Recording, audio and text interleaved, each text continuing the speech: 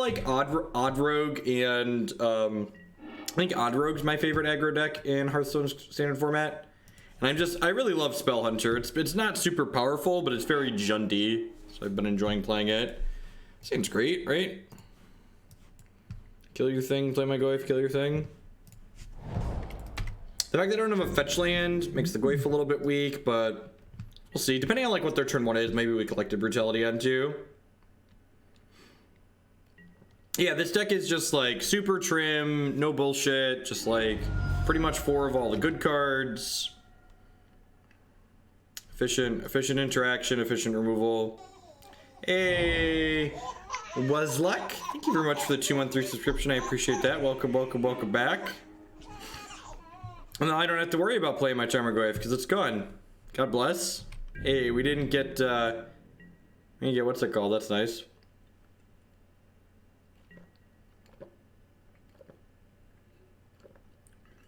Sweet ice, sounds good. I'll keep an eye out for it. I'm gonna hold this in case we draw a tracker. I'm just gonna go swamp Thoughtseize here. I think I want to hold the Collective Brutality to kill their 1-2 potentially, or even just like nick a Bloodghast off later. Oh, they're playing some kind of Dredge variation. Okay, so Goblin lore should be taking this away, should be quite excellent. Oh, I'll turn that off. I'll turn that off. I streamed Hearthstone last night, which is a real video game, so I had the sounds enabled for Hearthstone. So I know the Magic Online sounds are abrasive and annoying. That's why I don't wear my headset. I guess I could just turn them off in the settings, but I'll just mute it in OBS for now. Thank you for letting me know.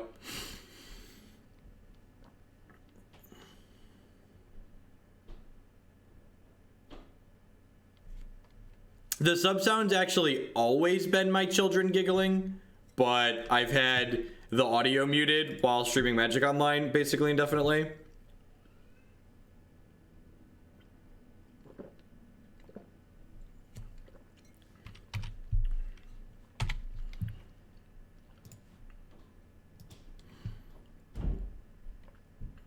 So we don't want a Liliana in plus. I also don't really want, and none of our cards are very good. And like, again, just like Burning Inquiry, creating a game of Magic that just has far less variance than Hearthstone. Just like took our Tarmogoyf away. If we would have had a Tarmogoyf this game, like we'd run away with this game pretty easily because we'd be able to beat them down while killing their things. But because we don't have a clock, we're pretty far behind here.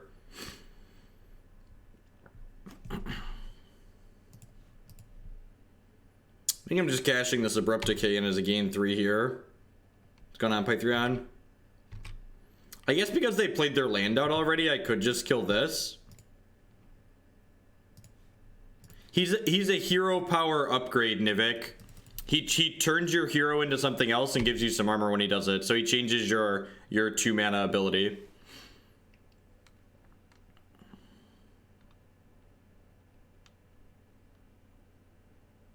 So they have Prize Amalgam, Scourge Devils.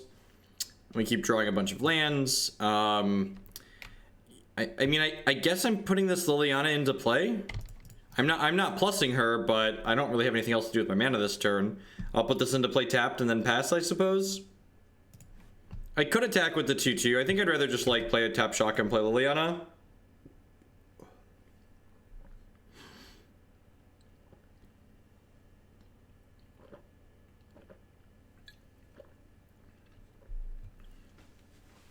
Yep. They have a Bolt. Bolt would be real bad. Because Bolt would let them attack with this Bloodghast.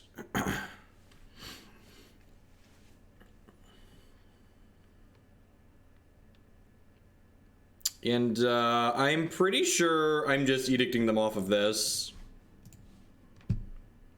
And then I'm going to fire up this Hissing Quagmire and start poking them for 2, I suppose. It's really unfortunate that we've only had 1 threat and 14 cards. Tracker. Scavenging Ooze would just be actually insane, right? Like, they just never beat Scavenging Ooze from this board state. And just go ham on their graveyard. We're not, like, under a ton of pressure, so we've got some time here. But if they have another land, they could play this out from their hand. which they do. So they have Scourge Devil plus Amalgam. Again, I'm not plussing this because I know they have an Amalgam in their hand.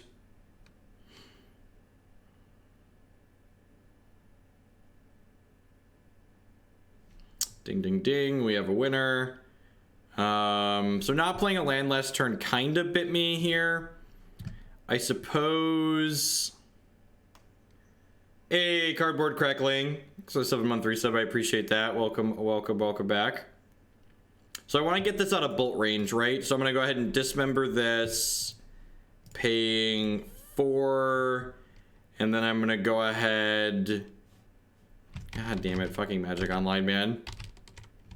Actually, do I want to plus this? Nah, probably not. Alright, so do this, pay this, tap this. Okay, that dies.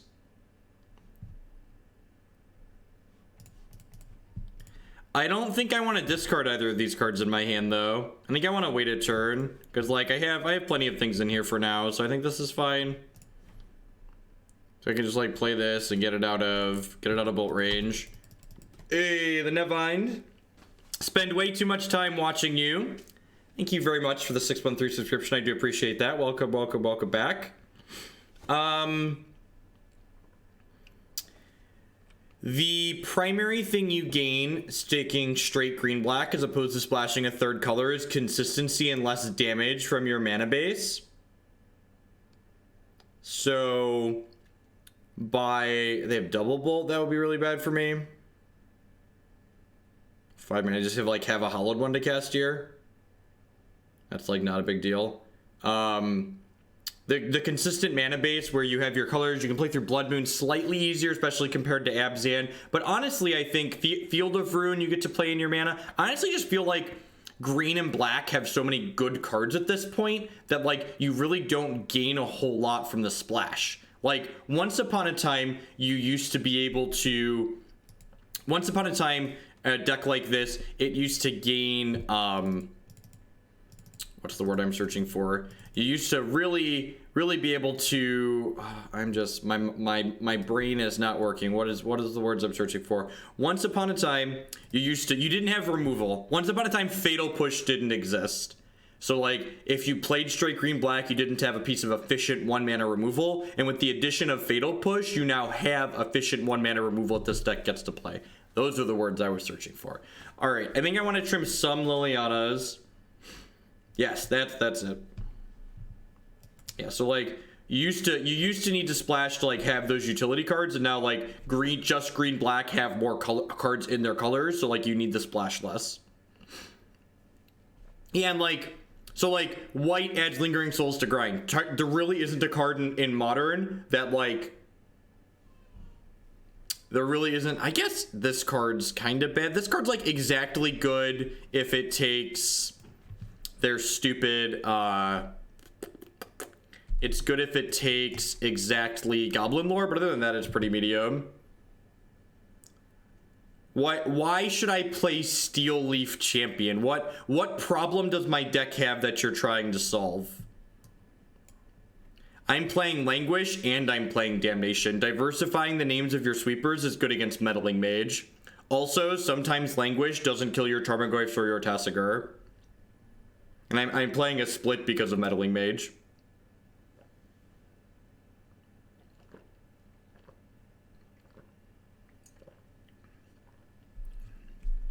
At 60 cards, I think I'm happy with that.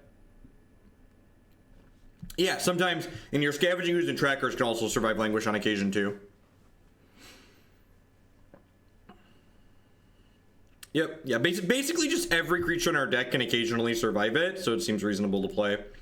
I think I'm keeping this hand. If they Burning Inquiry us, we'll be able to cast Tasigur really quickly. I've got a bunch of land, so there's a good chance I actually get to play Magic.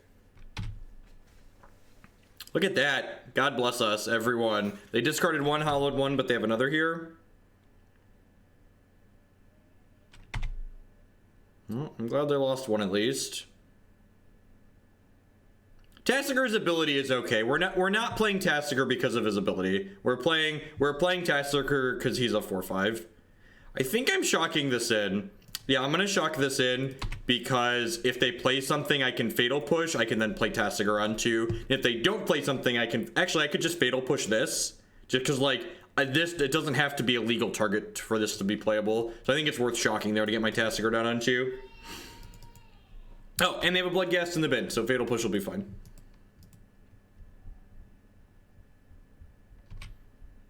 Just gonna gain 3 with this. What are my thoughts on Living End? It's a fine linear deck that's just, like, reasonable. I don't think it's particularly good, bad, or otherwise. It's probably really bad against humans, like most of the linear decks in the format.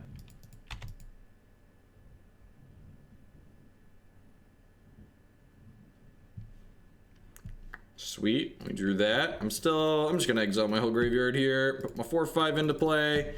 Things that are bigger than a hollowed one. Your move.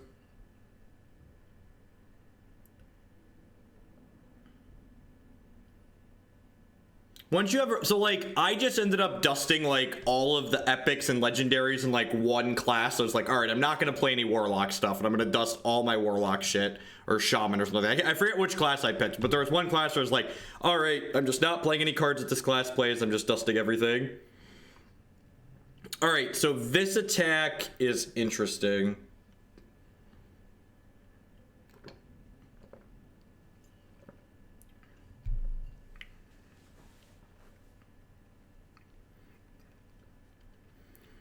I think I'm just taking this hit here. I'm gonna spot check their hand with Collective Brutality next turn. This attack says Bolt to me. Yeah, and because I have the Collective Brutality to like take a peek at what they have in their hand, I think I'm okay to just let this happen. Abrupt Decay. Yeah, so I'm definitely playing this to fetch an Overgrown Tomb tapped. How much do I want to escalate this? These Abrupt Decays probably aren't very good. I guess Abrupt Decay kills this after... I guess I don't even really need to kill this. I'm just going to use Duress plus Strain here. And just not even kill the Bloodghast. They probably have a land anyways. Wow, just nothing. Okay, and I mean, like, that attack's free, right? But I think like, our Tasigur is worth enough to, like, not accept that there. I'm going to help you help yourself. It's okay, LQ. We're mostly adults here.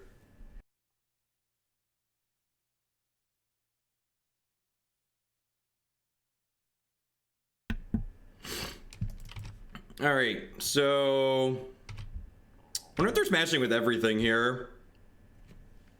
Yeah, see, this kind of feels like a smash all, right?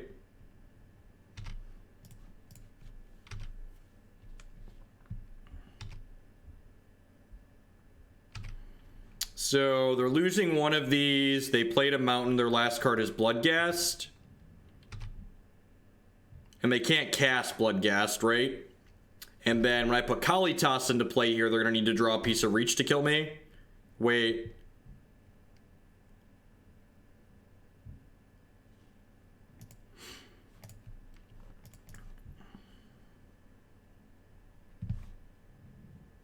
Oh, did I discard my other Overgrown Tomb?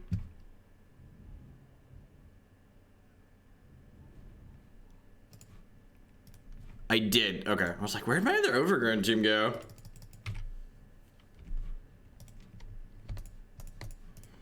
All right, and then we're not dead to these, right? Because I go block, block, and I gain 3. So they have to draw something live here. If they don't draw something live, this Kalitas is going to take over the game very, very quickly. You can see what's in the queue for yourself by typing an exclamation point donation queue. There's currently like 60 decks in there. I do not have them all memorized. Well, this line is terrible.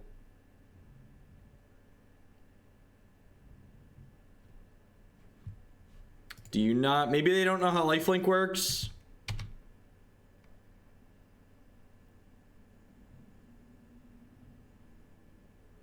Wait. If a non-token creature is an opponent control would die, exile that card. Oh, is that because of how Unearth works? Any of the end step or from this graveyard, or if it would leave the battlefield. Okay, so it had two replacement effects that they chose. They chose the replacement effect. All right, so I'm gonna Abrupt Decay this one. And then I'm going to kill you very, very quickly. Now I have the Abrupt Decay in my hand. I think that's fine.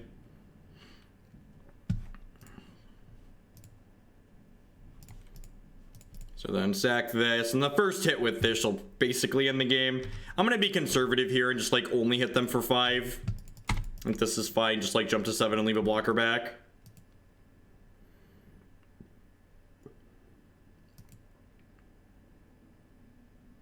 This card is so good. It's so good in so many random matchups. I think it's just like different aggressive decks, like it hits once or twice and you stabilize the board very hard. You're just like, all right, I'm gonna close off all your outs by gaining a bunch of health.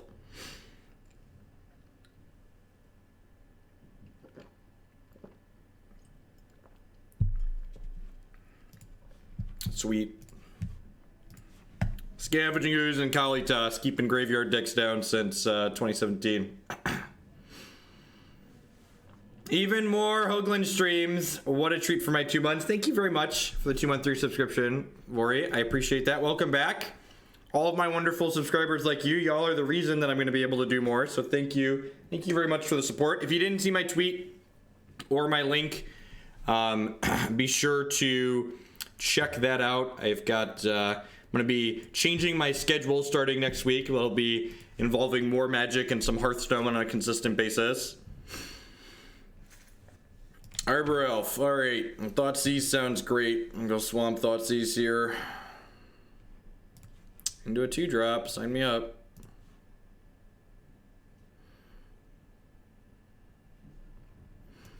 Mavoli Acid Moss. Yeah, I'm just gonna take the cards I actually care about here, right? I'm sure they're gonna like rip a different 4-drop and like make me a really sad panda, but it's definitely just the Acid Moss and not the Ramp Spell.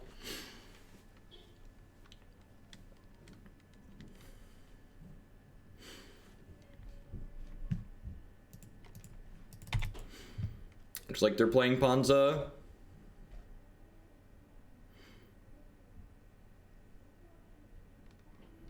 Yeah, Worm. So we're actually going to be...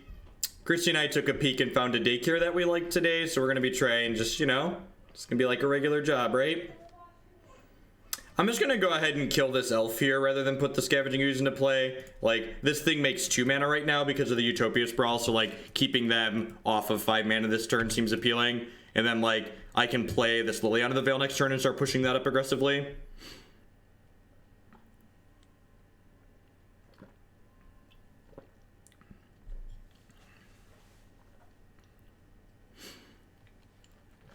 You can literally look at the deck list that I'm playing right now. It's on your screen. There's a big old deck list button. If you're on mobile, you can type !deck in chat and get a list. You actually can't Field of Rune basics. That's not a legal play.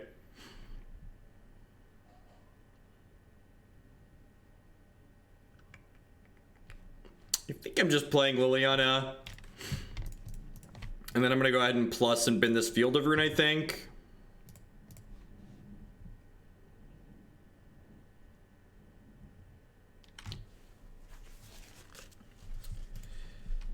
So we want to fade Bloodbraid Elf and Stormbreath Dragon. We know they have a Cinderglade and then 1 card we don't know.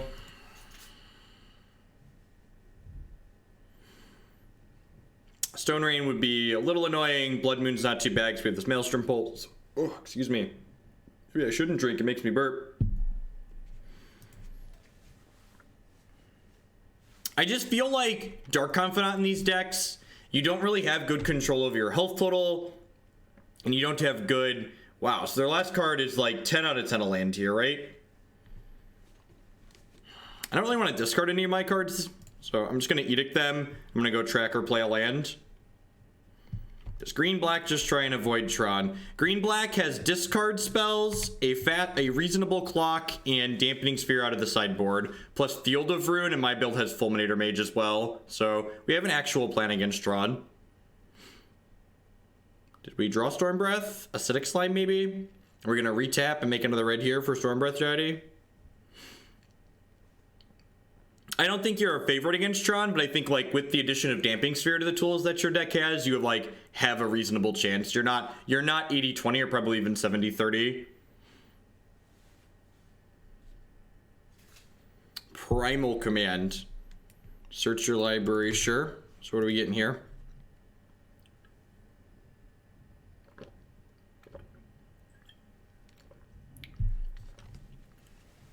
Blood Braid, makes sense.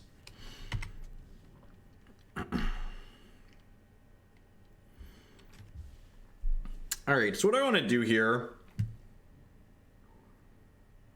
think I'm just going to crack these and take a draw here. I kind of like an untapped land.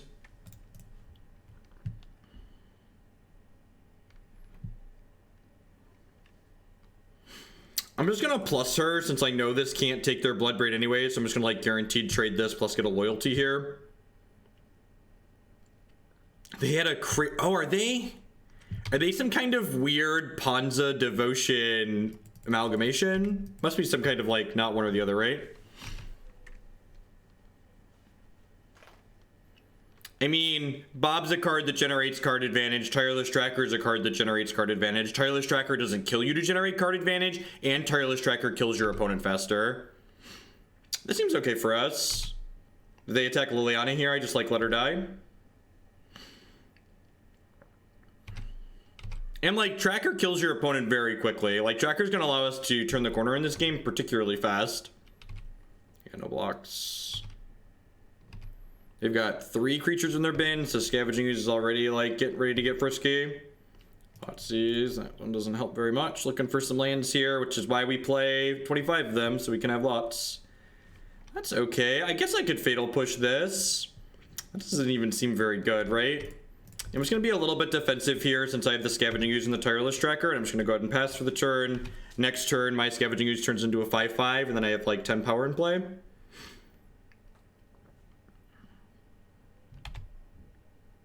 Alright, I mean, those don't really do anything, right?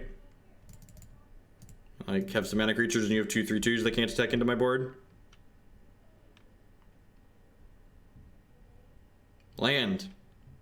Gosh, that's so good for us. You know what's great? When lands are good draws and spells are good draws. That's what's great, chat. We call that the sweet spot.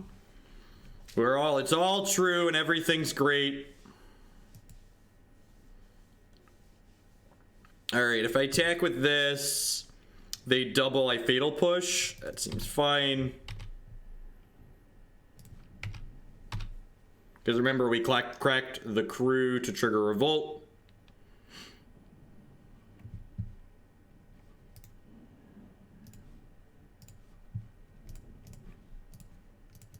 It's a concession push.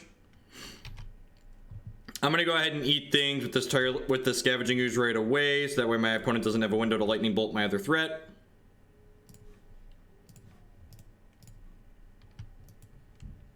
Go ahead. Yeah, Bob's never not on your team if he's never on your team.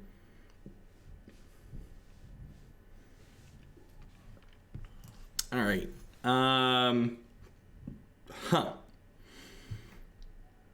Is Kalitas good here? I feel like Kalitas is probably good here. They've got a lot of random poopers. Gaining health also seems okay. Abrupt Decay is probably great. They're certainly a Blood Moon deck. Nah, I'd rather just like advance my board state, like make my creatures bigger. Legacy Day is probably not going to be for a little while, Nivik. Look, if you just look at the queue, I just like the order of things we play is dictated by like the order of things in the queue. I don't really know that Engineered Explosives is good in this matchup, right? Like, did you see that game where I just like ignored their mana creatures and just like let them flood out on them? So I don't think like bringing in something for the explicit purpose of killing their mana creatures is a particularly good plan. Yeah, Cast Down's almost certainly great. That's a good suggestion. Languish and Damnation probably aren't bad either.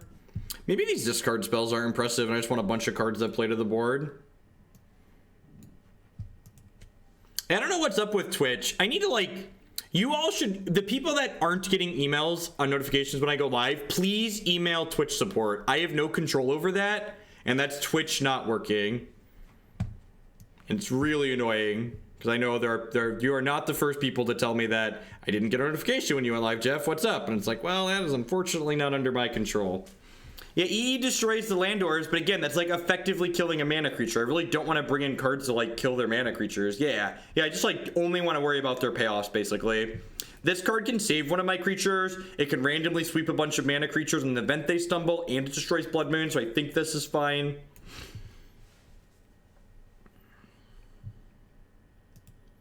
On a board like this, leave a couple of Thoughtseizes in to like take their bombs. I think you purposely made it not notify me. You're not wrong, Justin. That's definitely what I said.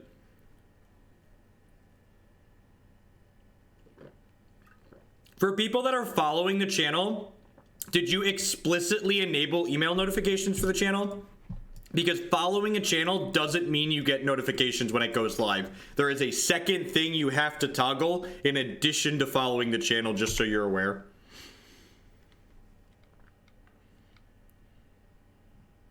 Another month, another reminder that Exalted Pathfinder and Primordial Cockatrice are still legal. I mean, I've mostly moved on, Mage. It's okay. Those things no longer bother me. Thanks for the 5 months. And if you do have email notifications explicitly enabled and you don't get them from my channel, you should please contact Twitch support. Because I would take care of it myself if I could, but I'm not allowed to. That's not something I have control over. Alright, they don't have a payoff yet. I let on the fetch land here, even though I have this shock land in my hand, because if they turn 2 Blood Moon Dust, I wanted to fetch another basic.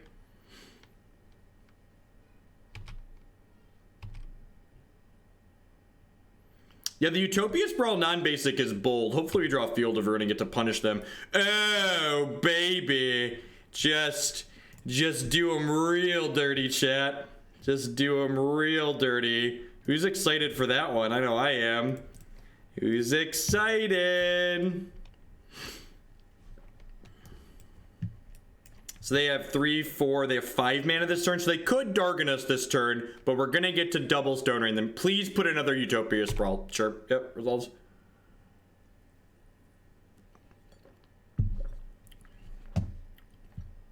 Has a card ever... What a tilt! What a tilt. I was so excited, chat. And opponent's like, nah, brah. Nah, brah, I got you. Kill your thing. Aw, man. Primal Commands and Thragtusk. Are we just never gonna get to draw another land?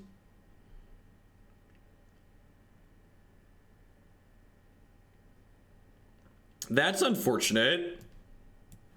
Ugh. I went from really, like, that was a full 360 moment, right? Just like from really excited to, can we win this game? So they have 6, 7 mana, so they can't quite Primal Command and Witness in the same turn. Do we have to take a command? Can I just like take this Thragtusk and like kill them? I'm just gonna take the Thragtusk and try and kill them.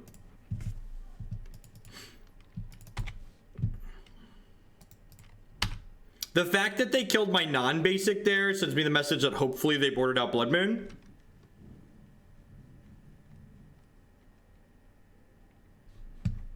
They drew the land. Okay. Save double command. No, I said 360, chat. It's fine.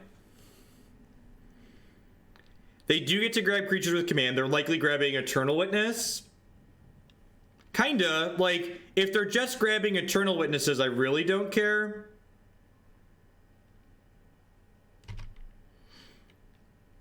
It's really unfortunate that we don't have one more card in our discard pile, because then we could slam this Tasigur and just, like, rail them. Oh, you know what? Dragon Lord Atarka. That is certainly a card you can put into play. So we know that's happening next turn. But it's only... Oh, it's an 8-8. I was like, it's only at... Nope, it's an 8-8. Oh, Cast Down doesn't kill this. This is... Man, fucking Hogland. Not playing around Dragon Lord Atarka with his Cast Outs. What a noob. What a noob, not playing around the Dragon Lord Atarka. We have 2 copies of Maelstrom Pulse in our deck, chat. We have 2 copies of Maelstrom Pulse.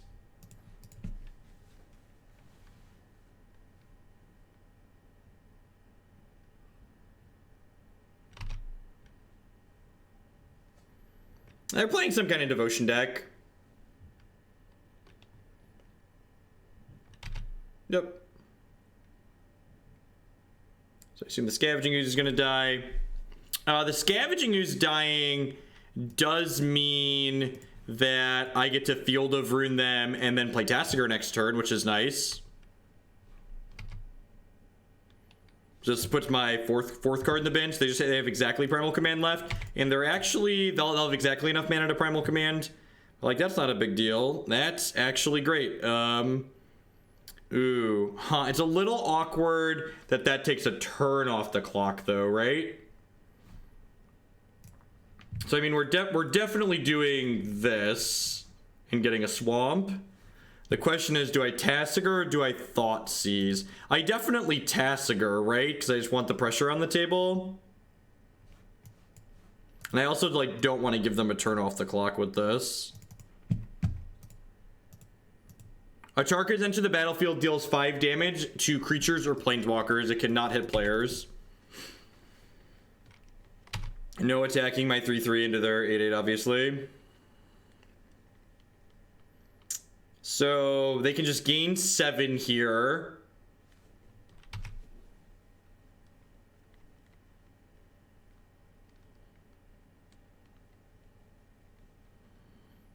That puts them to 13, which does mean they're dead in 2.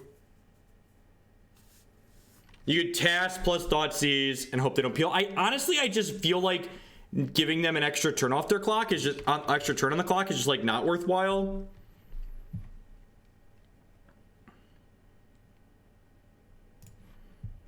Thragdad, sure. All right, so I need to draw Maelstrom Pulse like right now. They didn't attack. Well, that's insane for us, and that is also insane for us. All right, well, you know, some days you just have it all, chat. Some days you just have it all. Let's go. Let's go. Just stare him straight in the eye. Just the cold stare. You just draw your card, barely look at it, attack all. Whoa, they blocked the Tasigur too. God, that's so good for us. Yeah, get out of here. All right, take. Remember when I said this deck was just like all good cards? I wasn't lying. It's great. All right, what you got? I'll take the Thragtusk. Crater of Behemoth you're never gonna cast, hopefully. God bless us. Your move, Yugi boy. This is all I got. Do-do-do-do-do-do. Be-do-do-do-do-do. Be-do-do-do-do-do. Do-do-do-do-do. Hey, oh, let's go. Hey, oh, let's go. Hey, put you to 3. Play my 3rd lethal threat.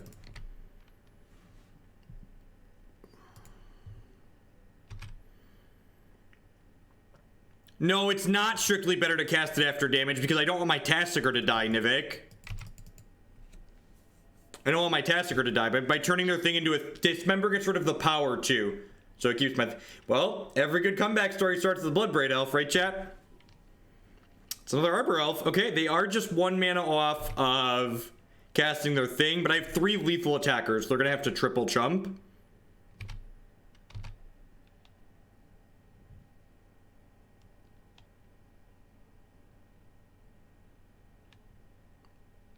What is that from? I don't actually know. I've got a lot of just like old pop music in my head, and I don't know the actual song names. Scavenging Ooze. Verdant Catacombs.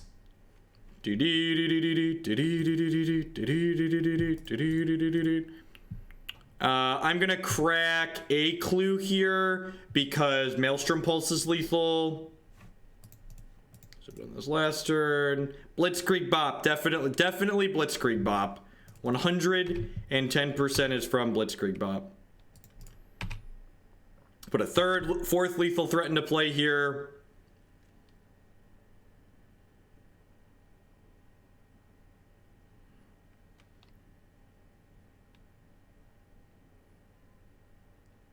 Can we talk about this card, Tireless Tracker, and how Tireless Tracker is love and Tireless Tracker is life? I'm gonna play this deck at the open, aren't I? This is the one. This is it. It's nothing fancy.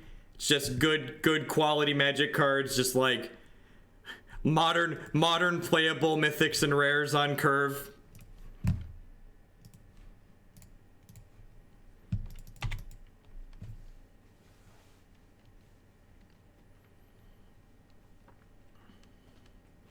But Jeff, Ipnu Rivulet is love. Ranting Bob, thanks for the 3-month resubscription. I appreciate it. Welcome back. Thanks for the big resub. Let me know what you would like to put in the queue or what you'd like to move up in the queue for that. I do appreciate it. I appreciate everybody hanging out here tonight. Welcome. Hope everyone's having a great Friday, great start to your weekend. My name is Jeff Hogan. I'm a full-time TCG player and content producer here on Twitch. If you are enjoying my stuff, please consider doing like Ranting Bob just did there and subscribe to my channel. My subscribers, True Faith, thank you very much for the brand new Twitch Prime support there. I do appreciate it. As always, that's the best way you can support what I do here. If you have Amazon Prime, you could do like True Faith just did there and sub with Twitch Prime. Twitch Prime is included for free with your Amazon Prime. It lets you support a content creator of your choice every single month at no additional cost to yourself. You can also support my stuff by supporting my sponsors. MTGOtraders.com will love to buy and sell some Magic Online cards with you, and if you use code Hoagland PayPal at checkout with them, you'll save 8% on your singles orders there. CoolStuffInc.com buys and sells a lot of cool stuff, including TCG singles. Melandrius, thank you very much for the Twitch Prime support. I appreciate that. There's a lot of people you could support with that here on Twitch, and thanks for putting it towards my channel. Thanks for helping me do what I do here. Be sure to check out my new schedule posts. I'm going to be increasing the number of hours I'm streaming every week starting next week. So thanks for everyone that helped make that a possibility. CoolStuffInc.com buys and sells a lot of cool stuff, including TCG singles. Using promo code Jeff5, you can save 5% on Magic, Pokemon, and Yu-Gi-Oh cards with them. Mac Weldon provides premium men's clothing using code Jeff Hoagland at bit.ly/HoogleClothes. You can save 20% on your first order of clothes there with them. They do a lot of really nice casual wear. They actually make this polo that I'm wearing currently right now. There's a lot of different stuff there. So the big question people are asking about this deck explicitly is why this deck instead of Jund? I think Jund and this deck are both reasonable decks. Like many things in Modern, things aren't strictly better or worse a lot of the time. They're just like have different hedges in different areas. This deck has a more consistent mana base in that it does less damage to itself, and it has all of its colors more consistently. And a big draw here is we get to play 4 copies of Field of Ruin. The other reason I'm working on this deck as opposed to Jund is because the more I play with Tireless Tracker, the more it is not part of my sponsorship deal that I have to wear their stuff during my stream. In fact, I don't have enough of their stuff yet to wear only their stuff during my stream. I just have like 4 shirts from them. So I just really like this stuff that I picked up from their site, so I've been wearing it when it's clean. Whenever it's clean, it's the first stuff I grab out of the bin in the morning.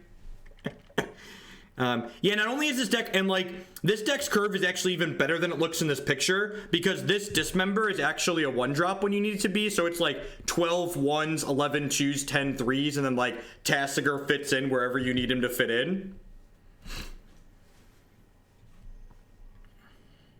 Stretch goal to play this at the Open dressed as Dwayne Johnston. Hey, Chef Seth, thanks for the 100 bits. Anywho, Tireless Tracker. The more I play with Tireless Tracker, the more I become convinced that Tireless Tracker is just the better value creature in these mid-range decks rather than Bloodbraid Elf. Just Tireless Tracker draws you cards consistently. Like, God, this is... Just take your best card, play my beater, kill the best card you put into play. This hand doesn't have a fetch land to make the Tarmogoyf bigger, but hopefully the opponent's got a fetch land for us. This deck doesn't have a land destruction plan. It has Field of Ruin as a utility card to take things away from your opponent. This is not a land destruction deck. You're not LDing your opponents into submission. Do not play Excavator in this deck. It's really bad. It's just clunky and it's slow. In my deck full of really efficient cards, you know what I don't want? I don't want to play a 2-3 for 3. That is not a card I'm interested in casting. The split, this actually is my list. This is a deck list that I'm working on to play at the Open next month, potentially. The reason I have a split on my sweepers is because of Meddling Mage. So this is intentional here. I'm leading on the Thoughtseize because if my opponent has a Spell Pierce, I'd rather they Spell Pierce this than my Inquisition because this one costs me health. All right, sweet. Well, I'm gonna take all of their toys away, and then we're gonna put a Tarmogoyf into play and head off to the races here. We have Cavern of Souls Island. We'll see who wins the race. Also, it's not only just because of Meddling Mage that the sweeper split is good. Languish doesn't always kill my creatures. So, like, this deck has 4/5 Tarmogoyfs and 4/5 Tasigurs, and Scavenging Ooze can be a 5/5, and Tireless Tracker can get to 5 defense. So, like, you can just play this sweeper that allows some of your creatures to live through it. Tireless Tracker is love. Tireless Tracker is life.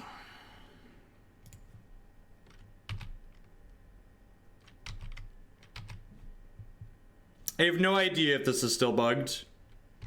I'm not attacking with this because I want to block here.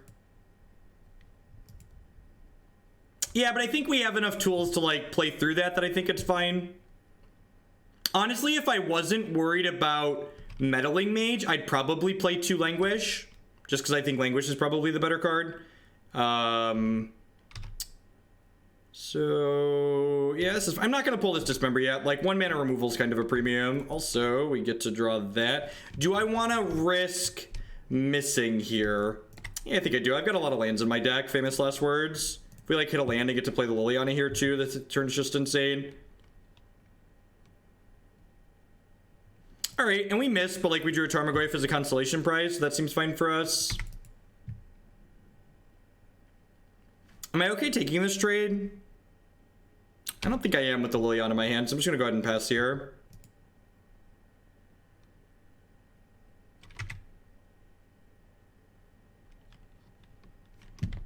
Scavenging Ooze is actually pretty good here because it's a way to gain health. Not that we really need to gain health in this situation. Opponent's flooding pretty badly.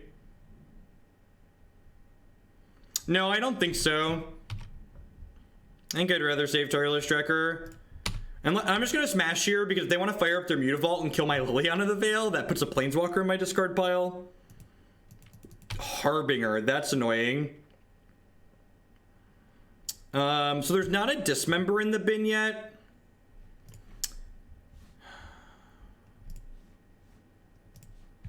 Yeah, I guess I just let this happen. Do I want to, there's not an instant in the bin yet. Do I want to just Dismember this to, like, get extra hits on my Tarmogoyf? I think I do here. No, I'm going to wait because they might try and double block one of these Goyfs, and I think that would be fine. Yeah, see, this is just, like, insane for us, right?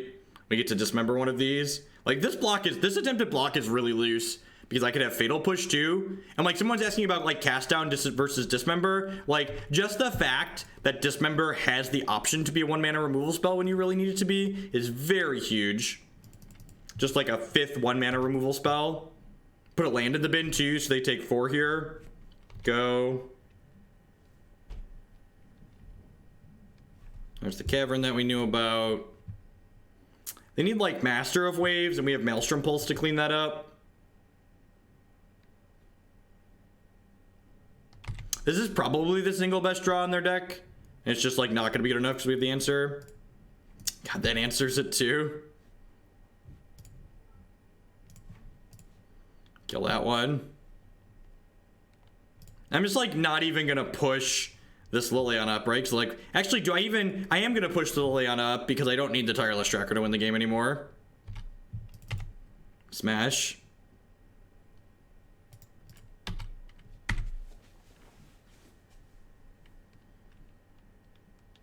I think I'm going to find Tarmogoyfs and Lilianas for the open next month.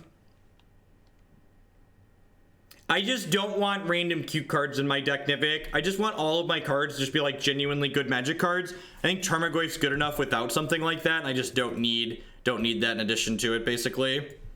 So Thoughtseize is not quite good enough here. God, this deck is really good at killing Master of Waves. Like, Jund historically has a really hard time with Master of Waves, and this deck just, like, gives 0 fucks. Just, like, get him. Tasigur's probably not good enough. I'm cutting some of my discards so he can't get cast very quickly, and then he also gets bounced by Harbinger, which sounds bad. I guess maybe boarding in 2 Kalitas. Maybe this is too much top end.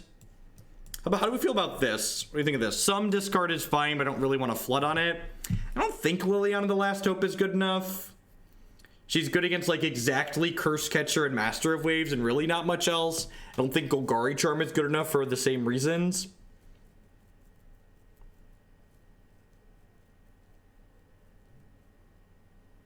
This is First League Match 3. Yes, the deck without red cards is good against the pro red card. You're not wrong. That makes me sound far less intelligent, but yeah, you're not wrong. You're not wrong. We cut the red cards from our deck. We're better against the pro red card now. That is an accurate analysis of what I just said.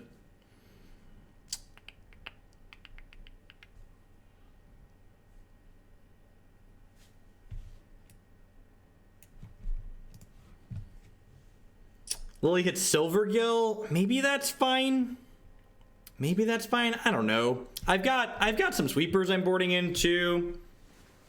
I just feel like I don't want that many 3-drops. Maybe on the play I'll cut a discard spell. There's red cards in my sideboard. That's true. We do have 2 red cards in our sideboard. I was like, what? License to spew. Johnnet, thanks for the 4-month resubscription and 3rd of the year. Welcome back. Thanks for helping me do what I do here every day.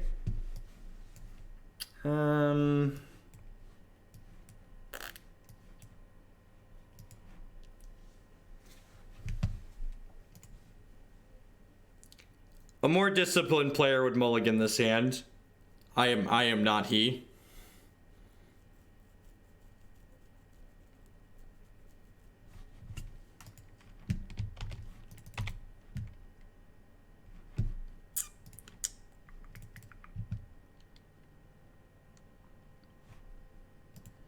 We're gonna get Curse Catcher and Spreading Seed and die.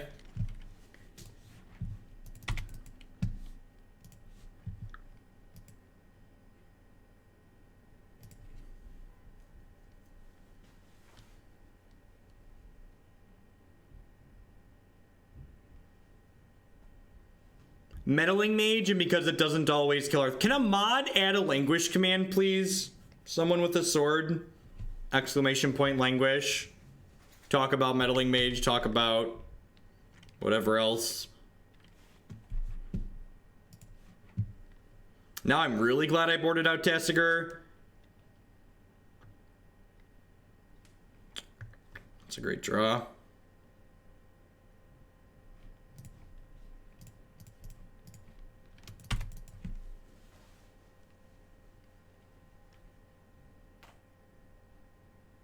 I mean, you said I give up Reach, and I literally have 2 burn spells in my hand, so, like, I kind of disagree with you on a fundamental level.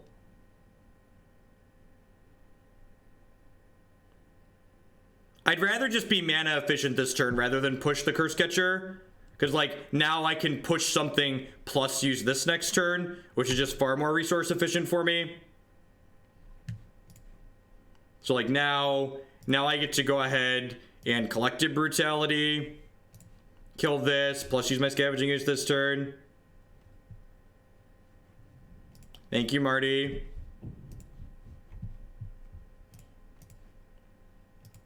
Believe it or not, I can play more than 1 card game. I actually posted my new spring summer schedule on my website, and I'm going to be doing, my plan is to do about 30 hours of Magic a week and about 5 to 6 hours of Hearthstone.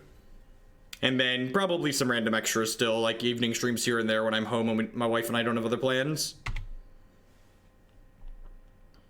The Scavenging Ooze can run away with the game pretty quickly here. Wonder if they're going to eat their own thing here. They keep relicking me when the creatures are in their discard pile, which is pretty nice. So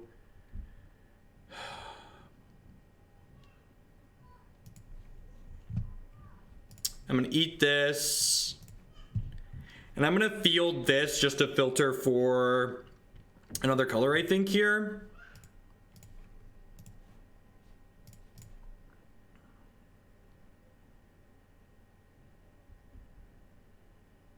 I think I'm just gonna get another black for the time being.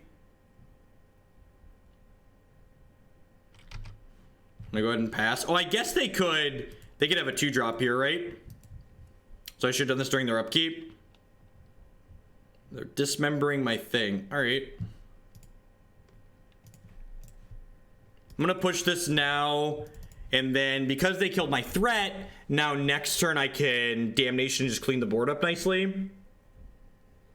How did I end up playing Hearthstone again? I actually had never played Hearthstone in the first place. Well, that's not true. I had played Hearthstone like super briefly. I'd played like 2 arenas, but I never put any money into it. I never played any constructed back in like the end of 2014, early 2015. And then I was looking for a card game to play on my tablet while I was at the gym. And I was like, Bob and Cheese was like, I've been playing Hearthstone. The actual gameplay is great. You should just try it. And I was like, all right, fine, we'll just try it. And then I tried it and I was like, you're right, Bob. This gameplay is excellent. This game is really interesting and I'm enjoying myself a lot. I'm gonna Inquisition here just because I feel like this card might be a blank starting next turn. Echoing Truth, Lord of Atlantis. All right, well, we're gonna take that one away. And we'll just play through this Echoing Truth most likely. We'll use my health total as a bit more of a resource here and just Damnation next turn rather than using more spot removal this turn. There is a, yes, that is exactly correct. And actually I'm gonna write an article about this. I had just like done the typical Magic player thing and like written off Hearthstone because it was not Magic and like it can't possibly be as good as it is. It's only popular because it's a dumbed down game that's easy for everyone to understand. Hearthstone is more interactive than Magic the Gathering. I'm gonna say that in this, I'm gonna say that, and there's gonna be a bunch of like people that are gonna put their dukes up and get upset at me. Hearthstone is more interactive than Magic the Gathering. Fight me. When every creature you play is also a removal spell, your game is very, very interactive. And I see that same thing that you did there, JMP, with people that played when I was playing Pokemon TCG. Magic players just assume that in order for a game to be interactive, you have to have instants in it, when in reality, the interaction in card games comes from a lot more different places than just being able to play things strictly on your opponent's turn. There are a lot of people, I heard the same thing about Pokemon constantly. That game's not interactive, there's no instance. It's like, well, there's more to a game being interactive than just me being able to play a card when it's not my turn. Is what it comes down to, the TLDR. Oh, you know what? I should have Field of Ruin. No, I can't Field of Ruin myself, it's only opponents. Haha.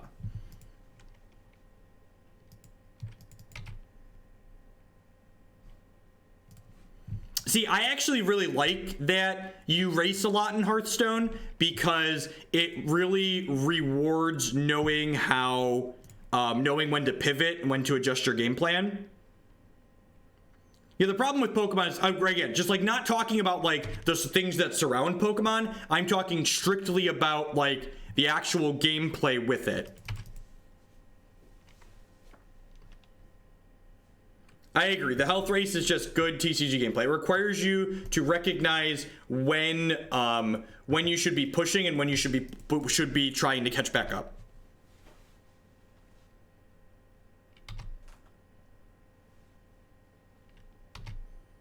Someone said this is bugged and it kills Tarmogoyf. Yay! Our league's free, chat.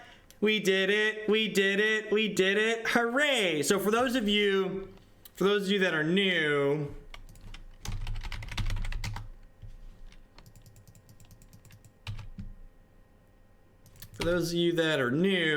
that's not supposed to kill my Tarmogoyf. It's supposed to make it a 0/1. It's supposed to make it a 0/1. Can they choose to not target my thing? Nope, they can't choose to not target.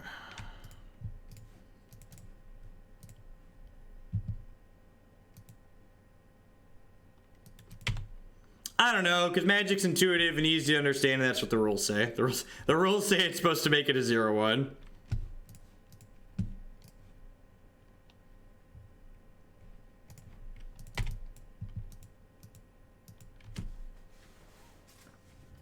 If you're looking for a card game to play on your cell phone or tablet, I cannot recommend Hearthstone enough. It would never be able to replace Magic for me, but the actual gameplay that it generates is very, very good. There is a reason why Hearthstone is popular. That's all I'm going to say. And the reason is not because it's a brain-dead game that lots of people can play. The reason why Hearthstone is popular is because it generates actual good card games. We should be holding a land for a tracker. You're right. Thankfully, it didn't matter. All right, we get a game 3 here on the play.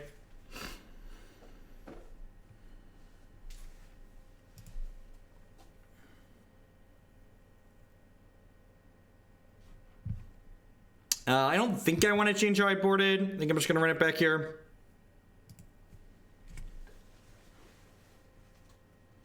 And I mean, like, honestly, like, Magic does a lot, right? Like, if you're happy just playing a bunch of Magic, you should just keep playing a bunch of Magic, right? Like, Magic has infinite formats. There's lots of different games you can play. There's interactive games. There's linear games. There's lots of stuff. Regular size Jesse with the 6-month resubscription. Thanks for the half a year. Thanks for the big resub again there. I really appreciate that. Welcome back. Let me know what deck you want to put in the queue for that. I do appreciate it. But if you are looking for a quick game to play on your phone or even on your computer on occasion, or something that generates like 5 to 10 minute games here and there, it's great. Like, I genuinely enjoy the gameplay.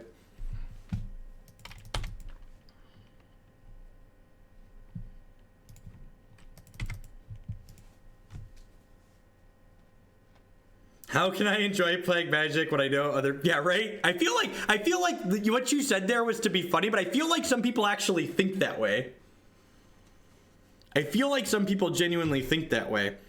All right, so I think I'm going to Fatal Push the Silvergill Adept and then play Liliana and Plus on my turn. And then hopefully they play a creature and then I can go Kalitas on 4, Edict You, get a zombie. That sounds really awesome. Opponent now correctly violating their own creatures here. That's smart. That was a great chat and looking forward to the article. All right, thanks, JMP. Thanks for the bits. I've always had success with Last Hope against Merfolk when you have a good... That's true. Like, I can keep their lords off the table. Last Hope might be okay. I don't know. I just hate... I guess it's a pseudo removal spell even against the 2/2s, so maybe she's worth bringing in.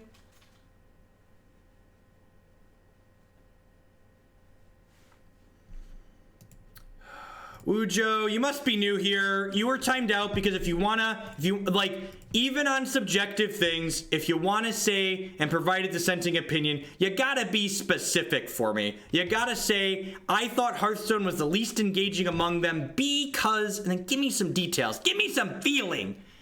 Give me some feeling in there.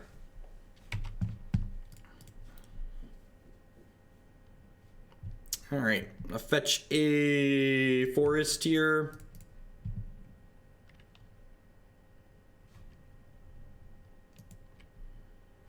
Drop this Kalitas into play. I think I'm just binning this Bloodstained Mire here to put my Liliana to 5.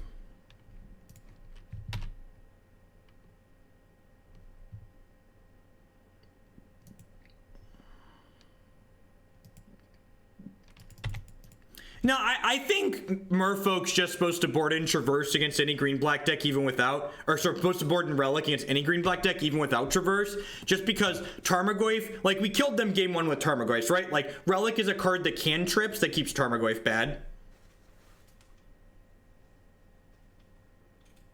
See, I don't think that's true, Numbuzz. I currently have 8 Hearthstone decks built, and I don't have everything in their standard format built. Their current standard format is very diverse.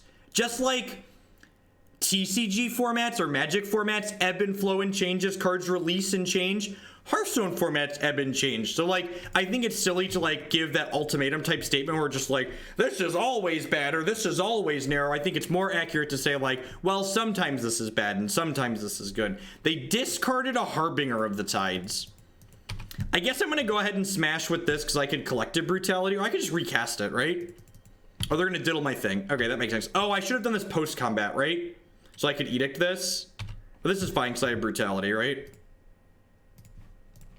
This is fine. Oh, it wipes all the text off of this, though. That's a little awkward.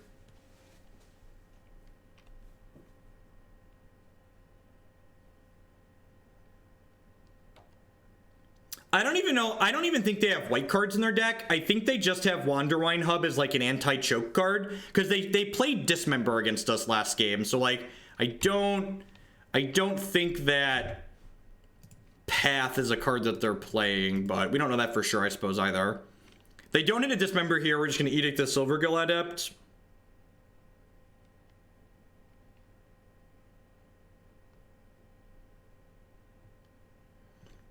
No, if they put a creature into play here, I'm just going to Edict them and get my zombie. They might have white sideboard stuff, that's true. Just like some of the powerful white modern hate sideboard cards. That's a good draw, too.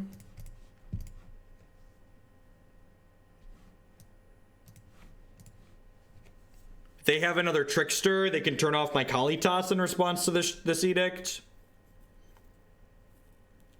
But then I'm still going to get to eat this with Scavenging Ooze. Or Dismembering in response, sure.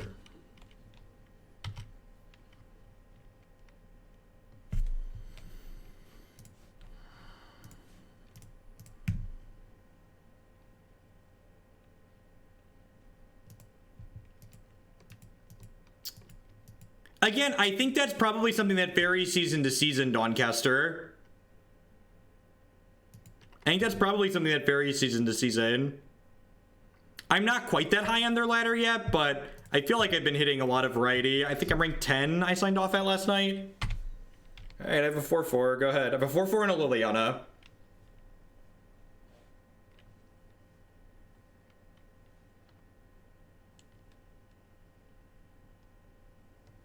Yeah, match tracker. Yep.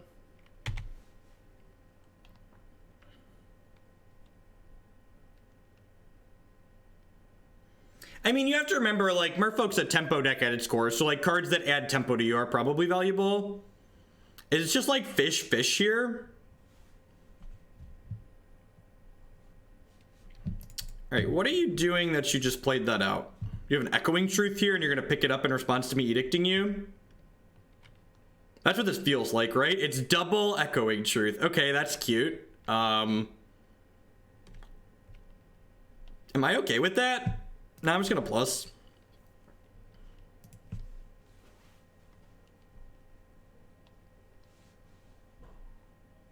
Oh, crap. This is a line too. They get to plus on my... I should have seen that. I should have seen that. That's on me. That's a line. I just wasn't thinking about that line. Yeah, I wasn't thinking about that line. That line makes sense. I should have edicted them. It's fine. We're still ahead here by a little bit, but not a lot. The top of our deck is more live than theirs. They have a draw sitting on the table with the relic, though. Yeah, that was a bad plus on my part. 10 out of 10 should have just edicted them and forced them to Echoing Truth their own thing. The reason why I didn't make the good play is because I didn't realize what was going to happen. For those that are new to the channel.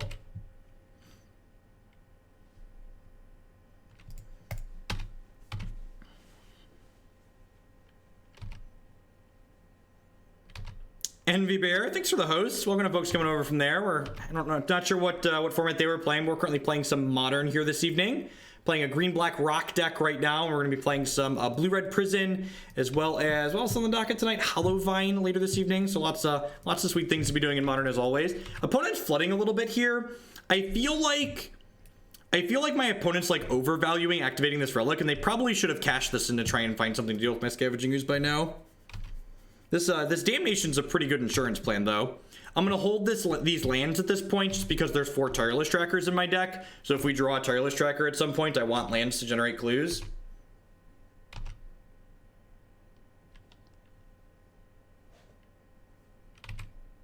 I feel like if I was on their side of the board and I was bricking as hard as they are, I would have cracked the relic like 2 turns ago. Like, their Dismembers are off at this point now. They definitely should have cracked it before they went to 4, because they have Dismember in their deck.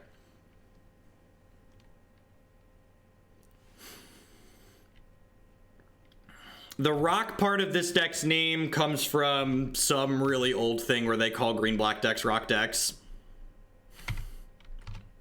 It's back when we used to name legacy decks after breakfast cereals.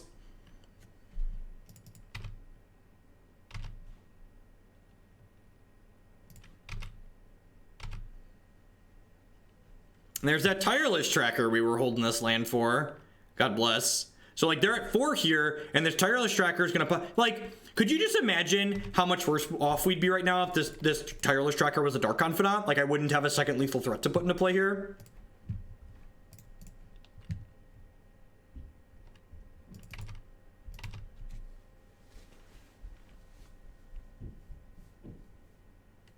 You have sent the Scavenging Ooze from back from whence he came.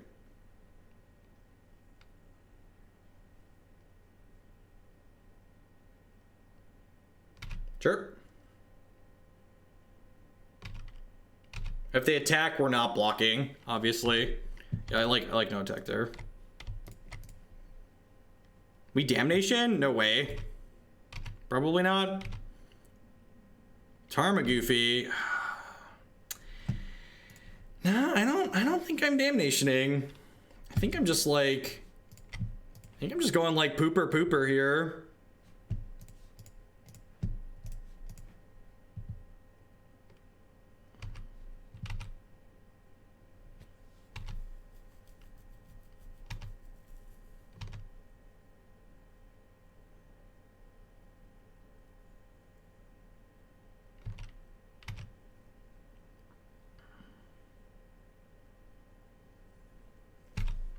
Just gonna spend my mana. Like, this trades a power on the Tarmogoyf for a power on the Scavenging Ooze. And like, this is a good example of a potential board state where like Languish is actually much better, right? Gosh, can we talk? Can we pour one out for my good friend Tireless Tracker? Because he's just tracking to his heart's content here. I'm aware that we can't block. We're at plenty of health.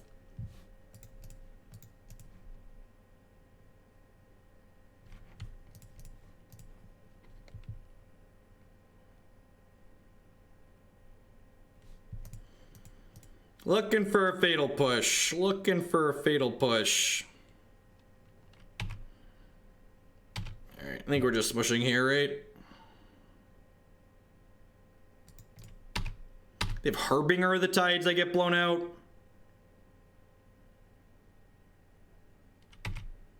God, fuck this bug.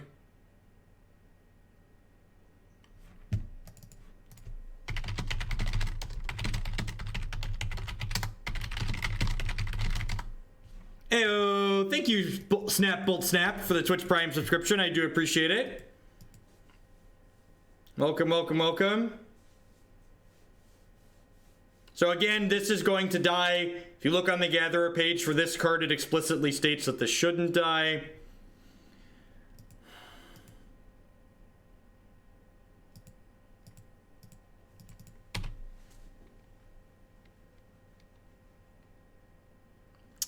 It depends on how you parse the Magic Online Code of Conduct.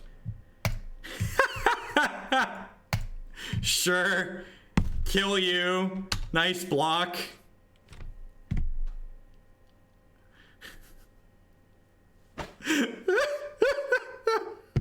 Oh, Magic Online. Oh, Magic Online.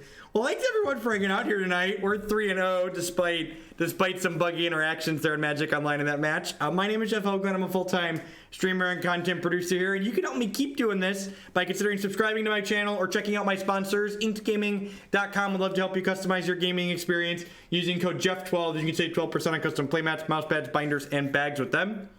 Cardsphere.com. I'd love to help you turn your cards into other cards directly with other players or cash. There's no haggling. They just take a 1% fee off the top.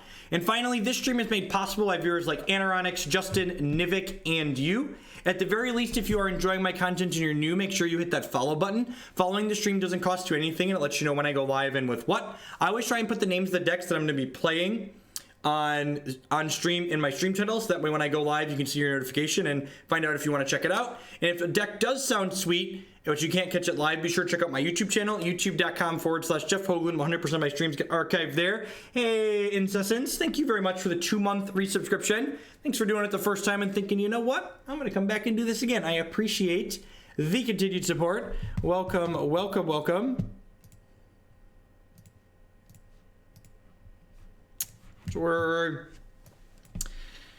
think I'm just gonna find cards and play this deck in Louisville.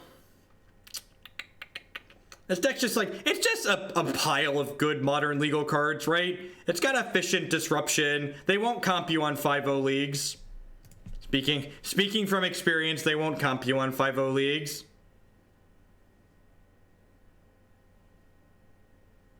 What's our next Hearthstone-based emote? I'm not sure yet. I'm not sure. We'll see if Hearthstone sticks around. We'll see if my interest wanes. Kalitas in the sideboard for any aggressive matchup and any graveyard-based creature deck. Any deck that's putting things on the board and attacking you. It's also like reasonable against burn. It's like not great against burn, but like if you can stabilize the board and then like hit with a Kalitas, you generally win the game.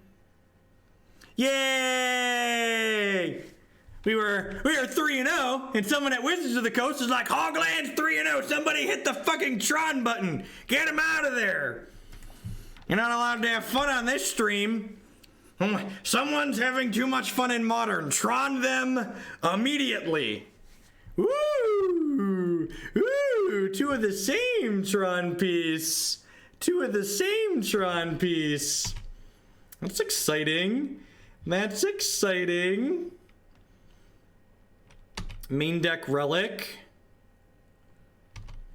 That's good and bad for us, right? Like, it's annoying because it's going to make our Tasigur worse, but now I get to Abrupt Decay this Expedition map. So, like, thanks.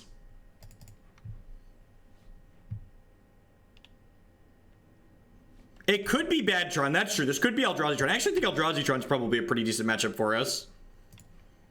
I'm excited to Abrupt Decay the crap out of this map.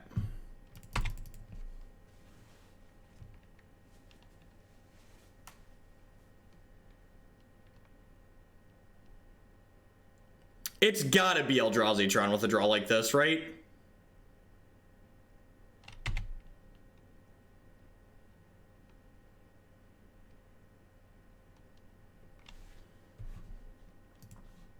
I have 2 cards left.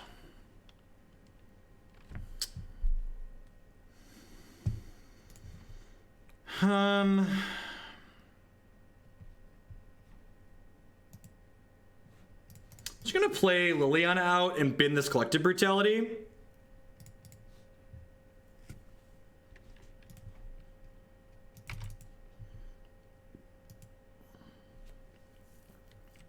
Ugin could be either or yet. Getting Liliana going fast is good though. We'll see if they get Temple or Tron piece here.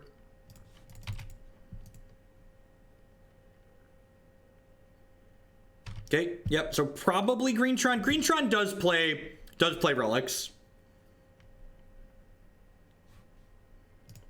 I have 2 cards left here. I am gonna need to find cards to borrow this in paper. I do not really own paper Magic cards. I have basic lands for this deck, and that's about it. Fetch land. Fetch land. Fetch land. Second relic. Well, that's annoying.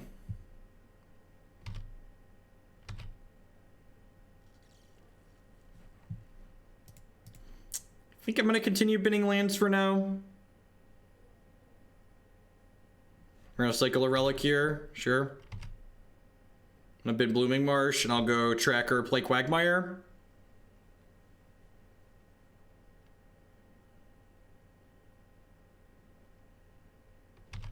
Whoa, they like both their cards. Okay, so hopefully they don't have Tron piece plus payoff here. That would be bad for us. Since they popped both relics, I'm definitely going to hold the Tasigur, though, because it means I should be able to fill my graveyard up here, hopefully.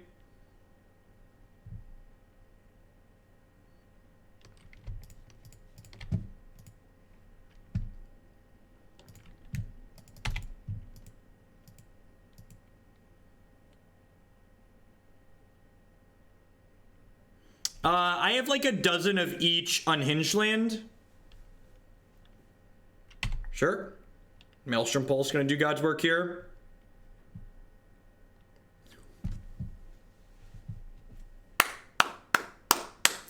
Are you gonna beat Tron game 1, chat? I shouldn't have even fucking said those words. I shouldn't have even uttered those words. Those words should not have like passed my lips. They shouldn't have run through my head, but like, are we gonna beat Tron game 1, chat? How do you beat Tron, Hogland? How do you beat Tron? We definitely jinxed it, right? Just like 0 ways around it. Have definitely jinxed it at this point.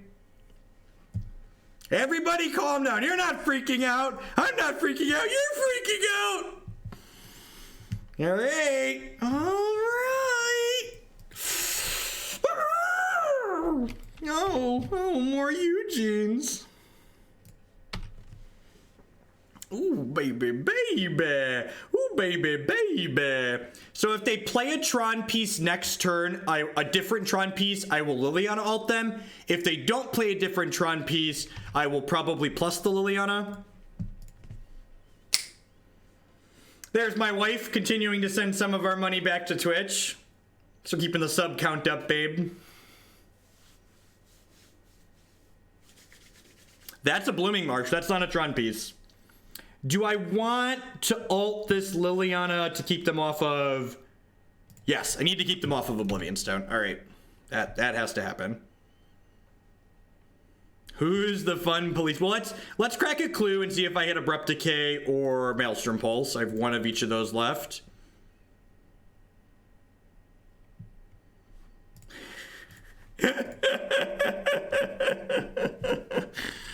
Oh, this is pretty easy split like this, right?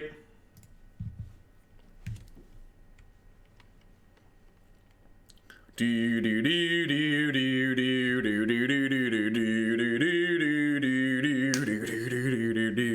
we ain't even got our Damping Spears in our deck yet, chat. We got Damping Spears and Fulminator Mages in the board. Okay, why? On this channel, I would prefer if you do the inverse of what you requested. Instead of requesting I defend my choices to you, instead, take what you want to say and pitch it to me. Tell me why I should play Reed Duke's deck instead of this deck. Tell me what Reed Duke's deck does better in your mind than this deck, and then I can explain if I agree with you or if I feel differently based on the argument that you've made.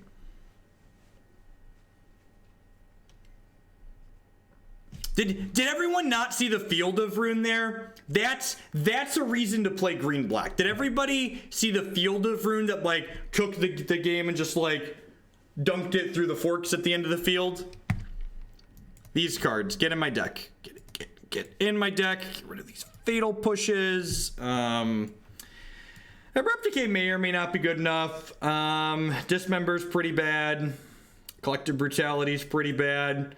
This regenerates my creatures from the stone. Last Hope might actually be okay here. She rebuys Fulminator Mage, and she fills the graveyard for Tasigur. Scavenging Ooze is just a Grizzly Bear, basically. I want my free time out. Of course, Bolt Snap Bolt. Of course. God bless. I love that that's a meme. So here's the thing. The big things you splash into other colors for in Green-Black X decks are for cards that generate grindy card advantage. People are naming Culligan's Commands and Bloodbraid Elves and Lingering Souls. Do you know what the best 3+ mana source of card advantage is in Modern? It's this fucking card right here. This card, I think, makes playing straight Green-Black better than the alternatives. Based on my testing. This card right here. This is the card. This card generates more cards than any other card that costs 3+ mana, really. And unlike Jace the Mind Sculptor, it attacks for lethal. Nah, I think that's too narrow. I think I just want to like grind through Wormcoil engines with like Decays and Maelstrom Pulses and Liliana the Veils. Maybe you could make the argument that just like these Scavenging Oozes are rancid and they should be something else. Because like this card's really not good in this matchup. I guess a Grizzly Bear is fine, because like the relics keep my gravestone. Now I'm going to leave 2 Grizzly Bears in. I'm fine. I think I'm in for a Grizzly Bear.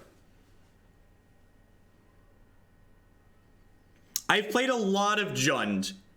And here's the thing. Abzan, I fucking hate losing to Blood Moon. I really hate losing to Blood Moon. So even if Abzan might be better, haven't played a bunch with it.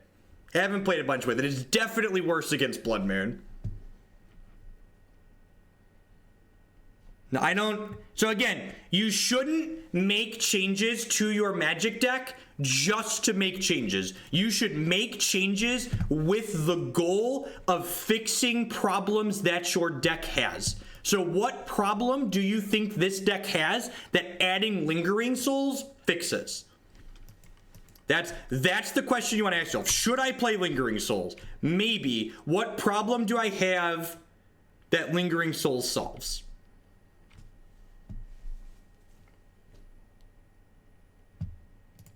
That's how you want to approach deck building. You don't just want to go, well, it's easy to splash Lingering Souls, so I should do it. You should go, that's a Karn Liberated. Ugh. All right, chat. We really need a Damping Sphere next turn. Or another Thoughtseize. Or another Thoughtseize. Need a Damping Sphere or a Thoughtseize. Survey says.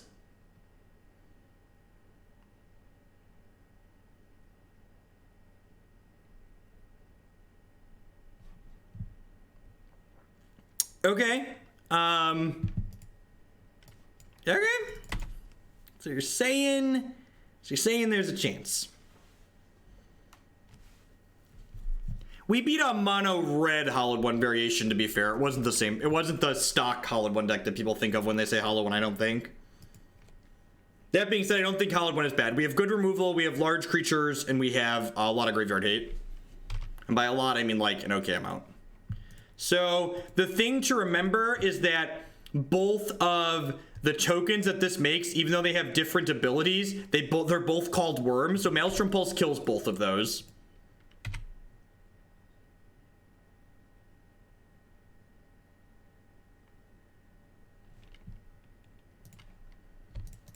So I'm just gonna go ahead and trade this Liliana for the front half of the worm. And like, if we're living in a parallel universe where like a Tron player can top deck poorly, we might be able to stay in this game. But in the reality that we're actually living in, we're probably dead. But we'll make them click through it. I think we have a chance here. I think I'm considering playing this deck at the open, so I'm gonna like make them actually like pretty much bag us. If they drop a bomb here before we clean these up, though, I'll probably pack it in.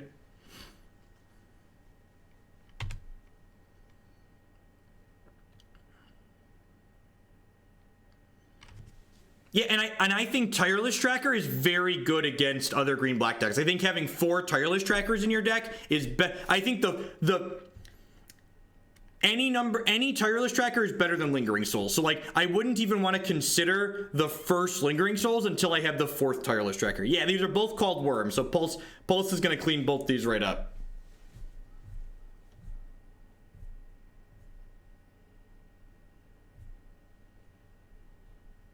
We have Damping Sphere. I just honestly, like, I feel like people are just so used to the status quo of like, they haven't needed to, what's the word I'm searching for? They're so used to needing these specific tools. Like, we need Path to play Abzan. We need Bolt. We need X. We need Y. And they're just like not readjusting their view to they're not readjusting their view to the fact that like the format's changed and you have new cards.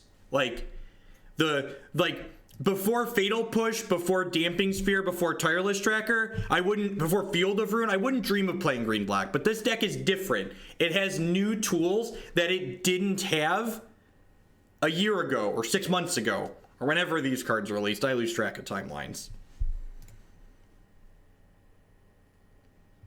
So this hand doesn't have any of our specific hate cards in it, but like, we have a lot of lands in our deck. So I think like Thoughtseize, Tarmogoyf, Liliana is fine on the play. Maelstrom Pulse does kill both tokens there, but we're just like not beating their payoff, I don't think. I think I'm gonna take the map and hope to stick this Liliana on curve. No, probably not. If I had Damping Sphere, maybe. Purge their hands. Thank you very much, Civmaster, for the 5-month resubscription. I do appreciate that. Welcome, welcome, welcome back.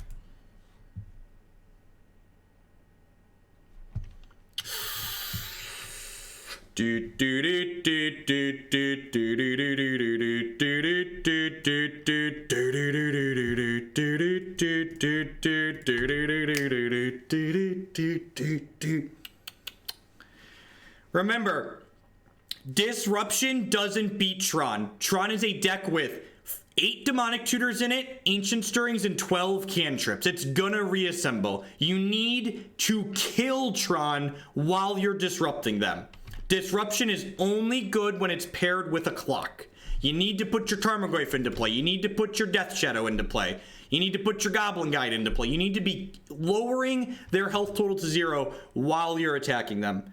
Please be unlucky and miss. Please be unlucky and miss.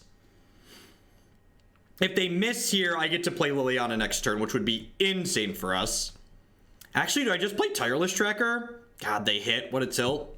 And they hit Expedition Map as well. Again, their deck is all Demonic Tutors, chat. So, like, they're not playing the map out. Oh, because we could decay them. They're playing Sphere. Okay.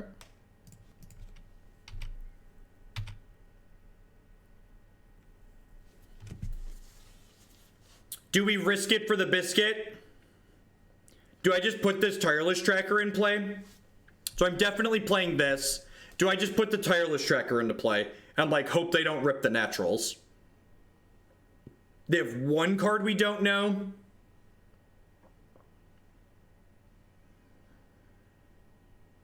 Oh, I could field into Seize and take the map away? That's probably the best line, actually. That's, like, almost certainly the best line, right? Yeah.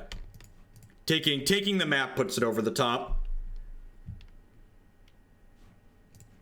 I have some pressure into play. I think this is right just because I get to take them off the map. Because, like, keeping them off of Tron to get Liliana going is, like, super valuable here.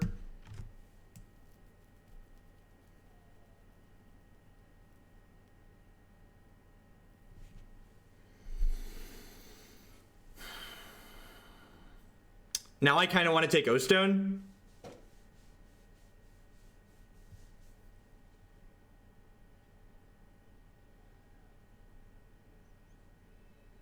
Yeah, the O-Stone was such a good pickup.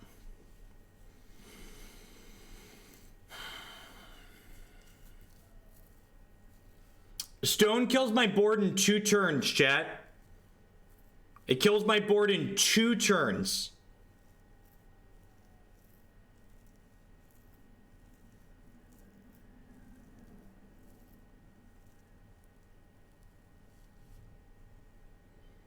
I guess they have to draw running lands. 3 turns. Sorry, it kills. I only get 2 more turns before they blow map up. Stone, that's what I mean. They're gonna end 3 more turns then. So I get 2 more turns. I get 2 more turns before Stone blows up is basically what happens. Yeah. See, again, like, the problem is, like, their deck is all lands and cantrips, chat. Like, you're saying, like, they have to draw lands, but, like, they literally have a cantrip sitting here on the board. And, like, when they're not drawing lands, like, I need them to draw, like, straight fatties, basically.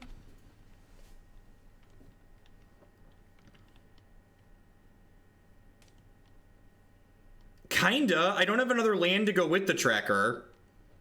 Honestly, I kinda wish I would have just slammed a threat this turn, because then I'd be attacking with an extra threat next turn. I kinda wish I just would have played a threat last turn. Not really. They have 2 fatties in their hand to discard to Liliana for free, essentially. I think if we draw a land this turn, I'm just going to play Tireless Tracker. They draw a removal spell? No, God bless.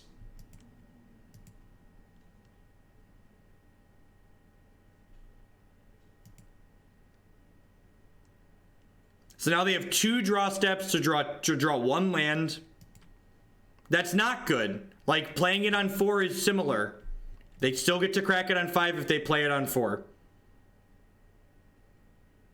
I think I was supposed to have played Tireless Tracker that turn. I'm definitely attacking for 3 here.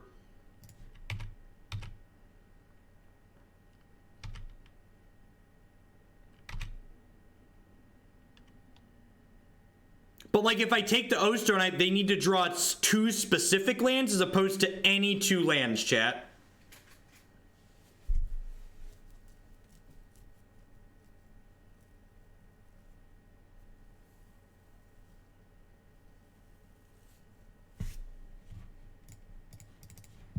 I'm going to play Tireless Tracker and pass the turn here. This way, if we draw a land, we can maybe hit Damping Sphere next turn or an Abrupt Decay to kill the Oblivion Stone.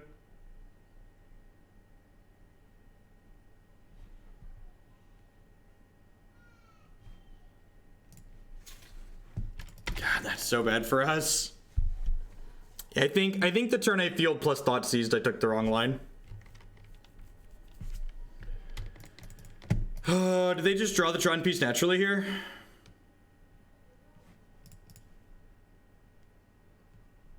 They have one card I don't know.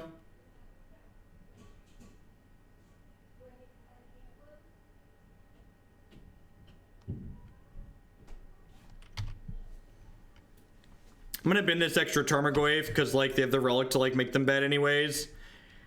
This is probably gonna get cleared by no stone. Should have attacked first. Oh, because it makes the Tarmogoyf bigger post. Yeah, I guess that's fair.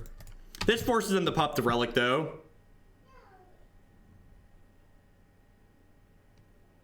Nah, I think just the context of like getting more pressure into play. Like I should have just like put the pressure into play. Like again, just like the disruption's irrelevant if you're not killing them, and just a 3-power Tarmogoyf wasn't enough to be considered killing them. So like taking my turn 3 off to disrupt them wasn't a good play, I don't think, because it meant I wasn't pressuring them. They hit Sylvan Scrying.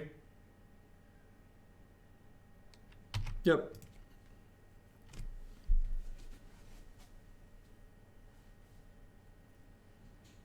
And again, just like, it's hard to, you know, pick apart the Tron piece. And this is why I shouldn't have taken the map. I should have just taken a payoff card that I actually care about, because, yeah, I just, like, didn't listen to my own advice, basically. I over-focus and, like, let the chat talk me into, like, I just got done ranting about how the deck is, like, full of cantrips and they're just going to reassemble anyway, so we should, like, take the cards that actually kill us. And I think casting the Thoughtseize in general was wrong that turn, too. I should just, like, put more pressure into play. Should have just like played the tracker. And then like if I would have played the tracker, that's not true. I could have just ignored the map. If I would have played the tracker out that turn, I would have gotten a clue off of cracking the Field of Ruin as well, which made the tracker better. But like, I feel like people in chat are like, that's like a really easy cop-out, right? It's really easy to be like, well, the Tron player was lucky. There was nothing we could do. We couldn't really help ourselves, when instead we could be critical of the actual decisions that I made and try and make better decisions because of it. I'm gonna bin this Liliana of the Veil here, and this Field of Ruin might get us back in this game. This Field of Ruin might get us back in this game. Because we're going to take them off of Tron and kill their Karn this turn, and have Liliana and, like, stuff left over.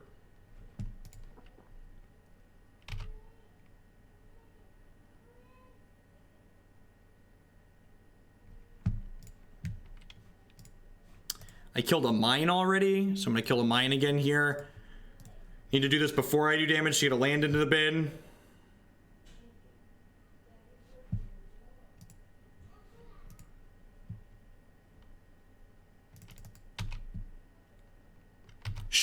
Sure, they get to jam Wormcoil with a land, but like, can I play around that? Is there a line I can take to play around that? Can I do something to prevent that? Like, if I can't do something to prevent the line, if I can't take a play to edge my percentage, there's no point in even talking about it possibly being a line, right? Because like, if I can't do anything about it, I can't play around it, why are we even talking about it?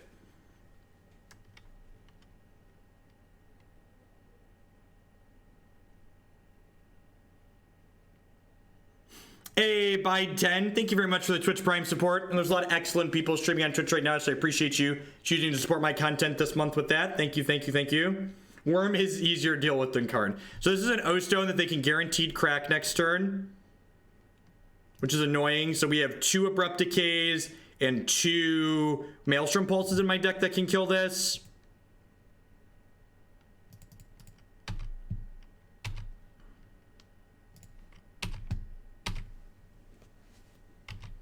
I'm not going to plus this Liliana because I like both my Tireless Trackers, I think. Although I guess plussing the Liliana forces them to crack this, right? So that's probably fine. Like, I'm trading 1 for 1. Yeah, I'm probably supposed to do that because, like, I have 2 trackers now. Because, like, this way, if they draw land, they can't just Wormcoil. They have to crack the O-Stone.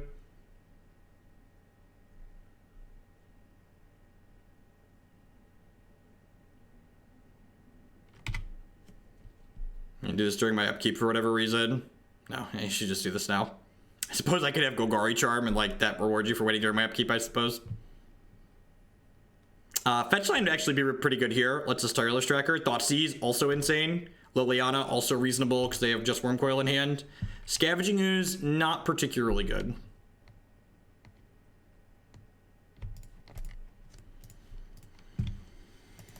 $25 lands later.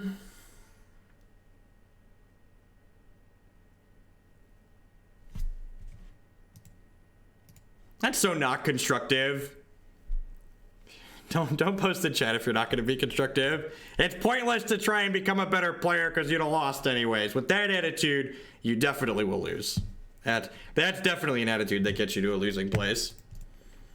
All right, so 10 out of 10, gonna go ahead. I think we can maybe beat Wormcoil, maybe. I don't want to get too big for our britches here, but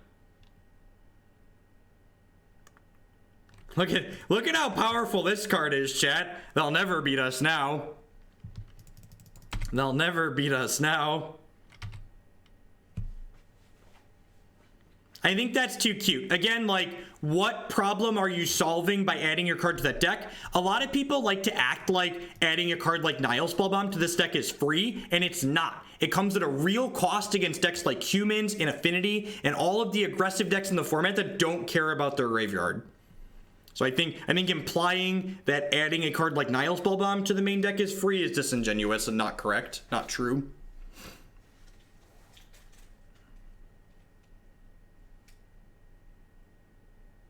So we're gonna take a hit for 6 here. I've got 2 creatures in my bins. All right, we've got 1 creature in my bin. So we're gonna cycle this.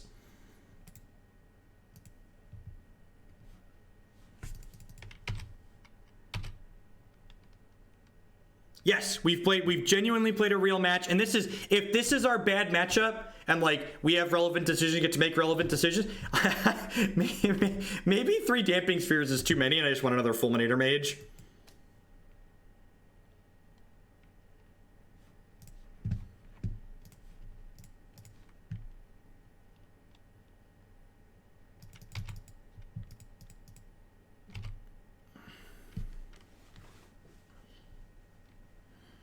So Scavenging Ooze is going to be on chump block duty. What's our ideal draw here? Land, crack, land, cast down. Is cast down in my deck right now? It is not. Maybe cast down should be in my deck.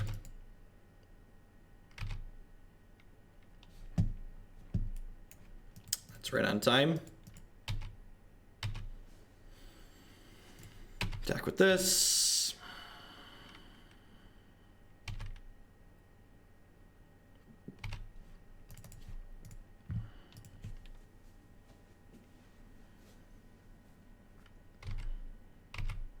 Yeah, it only kills Wormcoil, so it's probably fine playing in the sideboard. I don't even know what you're talking about. Reed Duke thought it was reasonable. Reed Duke probably had a reason for why he thought it was reasonable. All right, guess we should have Thoughtseize them. That was a close game. It was a close set overall. Just came up a little bit short at the end there. Like I said, I think that entire third game came down to that turn 3. And I think activating the Field of Ruin and playing the Thoughtseize on that turn 3, irregardless of what they had in their hand, was playing scared, and I should have put more pressure on the table. I didn't have enough pressure in play to start disrupting them on turn 3, is what it came down to. I think I didn't have enough pressure in play, and if I would have played Tireless Tracker on 3, I would have generated a clue when I Field of Ruined them the following turn, which would have in turn let me draw land sooner, and would have also let me attack them for more damage. Like, they ended that game, you know, sub 10 points of health, so like, being able to attack them twice more with the Tireless Tracker would have been very relevant.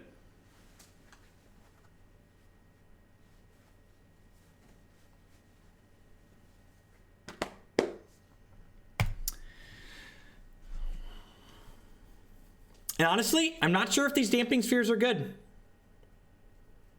Honestly, not sure if they're good enough. Maybe just discard spells, beaters, and Field of Ruins are like a good enough plan there, and I should just like play some Fulminator Mages to cement it.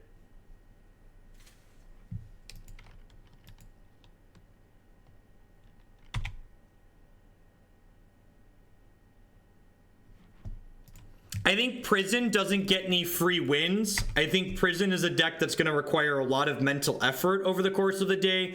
Prison's the type of deck where you're going to lose games because you didn't take really small percentage plays, and you're never going to get a free win to make up for that game you lost for giving up that small percentage play. And regardless of how good of a Magic player you are or I am, if you're playing a deck like the Prison deck, you're going to make mistakes and lose games because of it, because you're human and Magic tournaments are like 12-hour math tests. Like,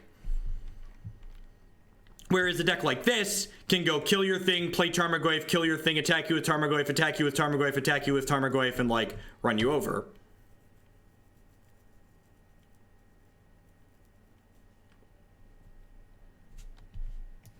I don't think anything has a free win against humans. I think our matchup against humans is probably okay, but like shit like this can definitely just happen to us. Like, we're pretty far behind at this point. There's a deck list on your screen. If you're on mobile, you can type !deck in chat to take a peek at it. I can Dismember plus Tasigur this turn. I think I'd rather try and bait another Reflector Mage out of them with this Scavenging Ooze before I commit my Delve threat. The other thing about Tasigur is that later in the game, Tasigur can cost 1 mana. So, like, you generally want to wait to play him so you can generate more tempo the turn you play him.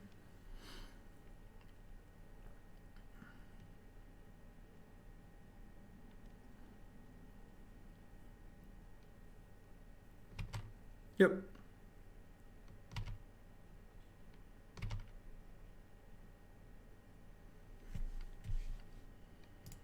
So I'm going to go ahead and eat this Champion of the Parashir off a basic forest. Probably Dismember this next turn. I'm going to 12 here.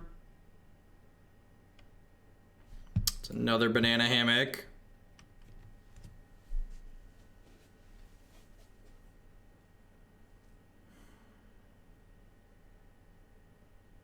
These Goyfs got a little bit worse, I guess.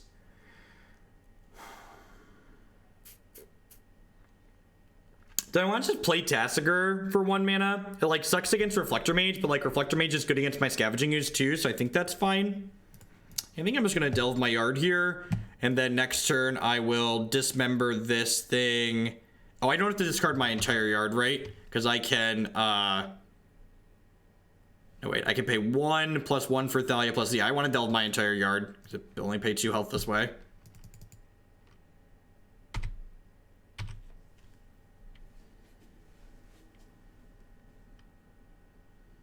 The Humans deck is very good. It's one of the best decks in the format for a reason. And honestly, I think the Humans deck is a good deck to have be one of the best decks in Modern, just because it's such a good, honest game plan. It's just like attacking with reasonably statted and disruptive creatures.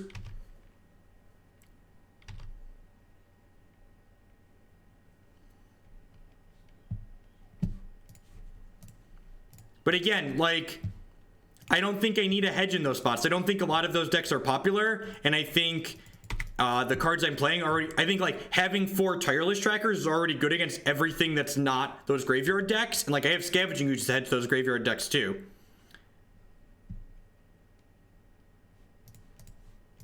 Fatty. And because this land comes into play tapped, I'm just gonna go ahead and play it out here. I'm just gonna smush with this. Yeah, get in there.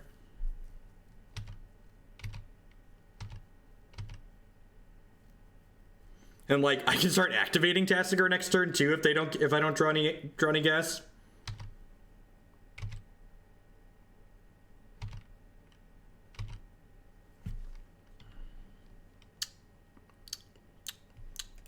It's a pretty good one. That's a pretty good one, yeah. All right, -2/-2. Let's escalate this. Drain you, kill your thing. This one, train you, but this.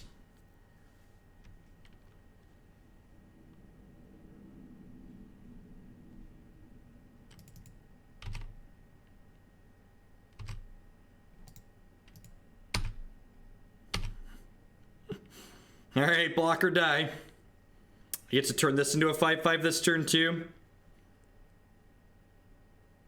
This matchup feels decent.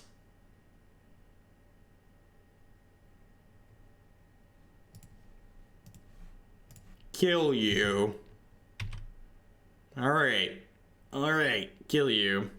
I think they were dead either way, but I think they were dead either way. So like hoping I missed something is probably fine there. Just all these cards are great. Like Tasigur's probably a little slow. I think a couple of Lilianas are probably a little slow. I think these Thoughtseizes are awful. This is probably fine actually. Do I want these discard spells? I don't know. So discard spells are really good at breaking up their curve. We died. We lost the third game. I took a bad line and we died, I think. Is trimming Maelstrom Pulse unreasonable? I guess Maelstrom Pulse is probably better than Liliana, right?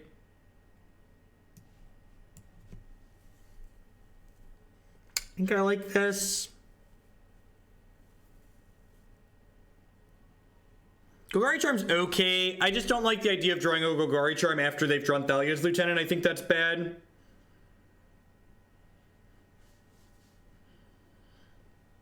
Maybe the double Kalitas is greedy here against the Reflector Mage deck. Maybe this is better, especially on the draw.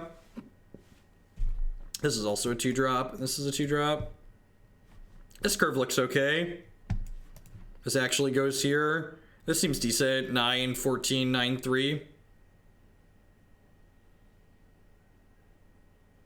Yeah, I think Last Hope is great here. I think Last Hope can come in. They generally have Phantasmal Image, so like even when Last Hope can't kill their X1s after they've put a whatever on the board, she like still reduces the power and stuff. Yeah, Torpor Orb's fine versus humans. What do we think, Chad? Is this hand good? Our opponent's mulligan. Does our hand good? The jury out. Opponent's mulligan to 5. That's not good for you, opponent. It's not good for you. Thank you for the host, Matthew. Welcome, folks, over from Matthew's channel. I believe he generally plays Standard. We're playing Modern this evening. We're wrapping up a league with green-black mid-range. And then we're going to kick the tires on a... gosh, what is that deck called? Blue-Red Prison. We're going to play in a league after this. It does need a threat. Now it just needs lands. We drew Kalitas.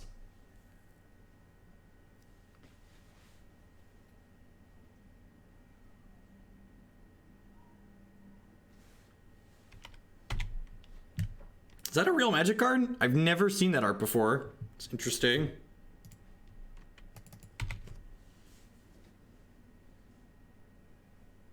No, I don't think so, Slim. I think the fact that they weren't on Tron, well, they could have had Tron the following Tron. I think the fact that they didn't guaranteed have Tron meant I should have just added more pressure to the table. We didn't have enough pressure there. God, this cast down is great. Can we talk about cast down for a minute, chat? And how excellent it is? I like this split. I think this 1/1 split is nice. This cast down again, this cast down and this Dismember, these are more ways to kill things like Gurmag Angler and Hollowed One, because those are the cards our Fatal Pushes and our Collective Brutalities miss, so we want more ways to be able to take those off the table in this deck. And then we drew a land for Kalitas. Gobble, gobble. We did not win the Tron matchup. We did, however, finish 4-1 again. I'm glad we got to play against Tron, though, because honestly, after playing against Tron there, the way the game against Tron played out, I think I kind of want to take this Fulminator Mage Damping Sphere split and put it in the other direction. Because, like, this card's better against control decks, too. But, I don't know. I guess it depends on, like, how much eggs and how much, there's eggs and there's, Storm and stuff like that. How many of those decks I expect to play at an event like that.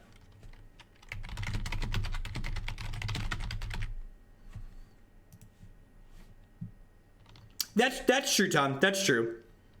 Yeah, so I'm pretty sure I'm leaning towards playing this deck at the Open next month. At any rate, we're going to continue playing a variety of things like we always do.